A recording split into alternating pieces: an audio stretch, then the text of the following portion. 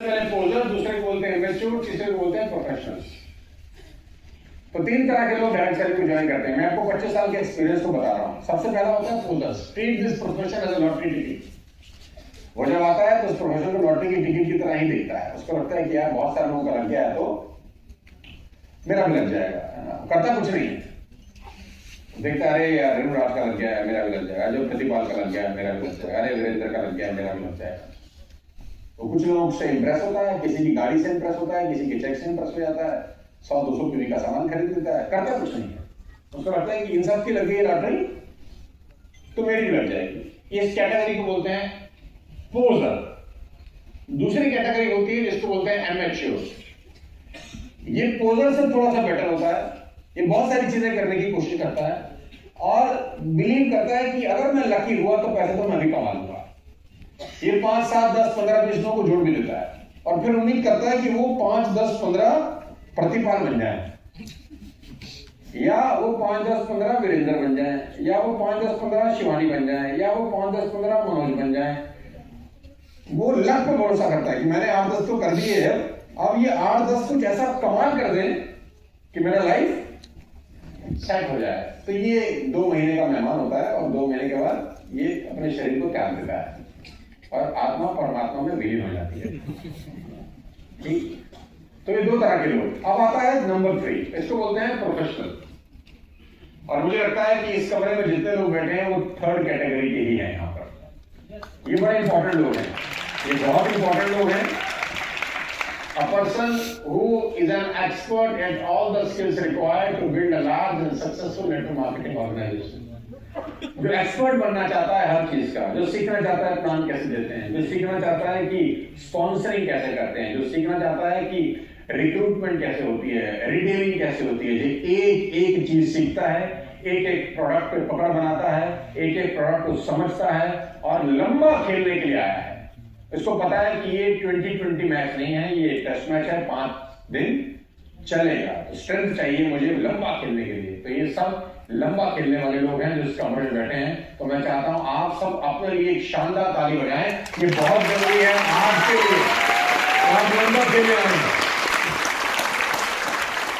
लंबा खेलने आए हैं कि नहीं? 2020 क्रिकेट नहीं है दोस्त, टेस्ट मैच है। लंबा 3 चीजें हैं कि नहीं? सबसे पहली क्या है? They need to be willing। willing का मतलब वो करना चाहता हो। पहला क्या है? वो करना चाहता हो। अब आप बोलेंगे जी सब करना चाहते हैं, ठीक है, अच्छी बात है। आप दूसरी चीज चेक करिए, They need to be coachable। coachable का मतलब वो करना तो चाहता है, सीखना भी चाहता है। खाली करना चाहता है और सीखना नहीं चाहता तो हमारी किसी काम का नहीं, क्योंकि ये बिजनेस बिना सीखे होगा ही नहीं।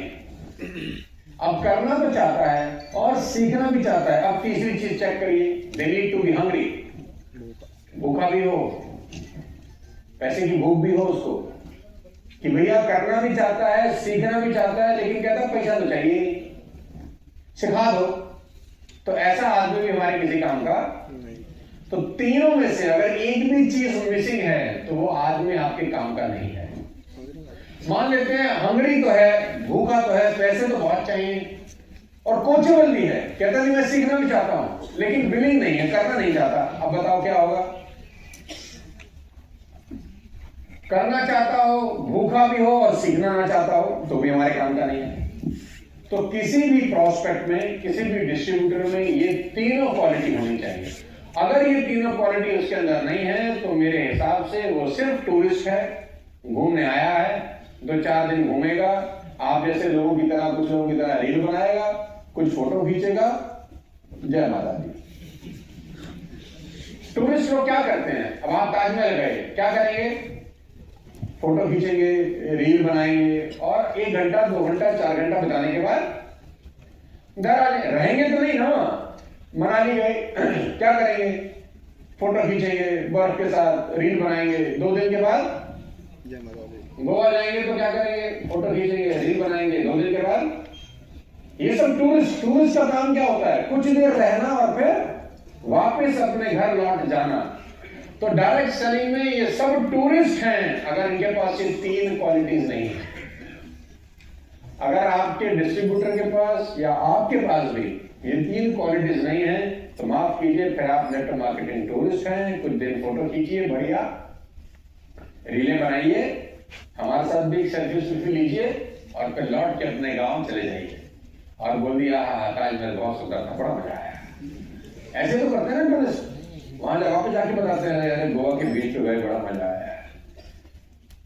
नहीं, तो आपको टूरिस्ट मत बनिएगा, आपके पास ये तीनों चीजें होनी चाहिए। नंबर 1 करना चाहते हो, नंबर 2 सीखना चाहते हो, और सीखने की कोई उम्र नहीं होती और हर दिन सीखना पड़ेगा। चाहे आपको डायरेक्ट सेलिंग में 25 बरस हो गए, उसके बाद भी सीखना पड़ेगा। और तीसरी सबसे इंपॉर्टेंट चीज, भूखा।